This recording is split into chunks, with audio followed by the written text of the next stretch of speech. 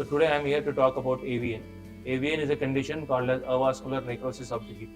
In this case, what happens is that the hip joint, which is ball and socket joint, the ball of the hip joint goes into avascular necrosis, that is, that becomes dead because the blood supply to the ball becomes less by a variety of reasons. Nowadays, it is more common after COVID, otherwise also by after using long use of steroids and all, this can cause this blood supply for the hip ball to reduce. So after the blood supply is reduced, the bone becomes dead, and this is called as avascular necrosis. So this is very common in young patient, and the patient gets affected basically in the form of limping and continuous pain in the hip joint.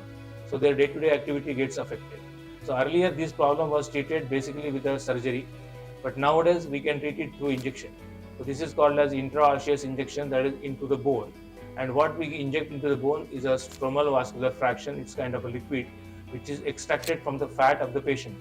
So we admit the patient for 1 day, take the fat from his abdomen and make a SBF out of it and inject it into the bone.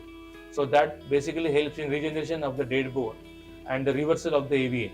So the patient symptoms all improves, patient limping improves, walking improves, and this is a very good treatment for a young age patient rather than operation. If you want to know more about this treatment, you can contact me through Knee Xpert on the following numbers. Now treat hip pain with just an injection.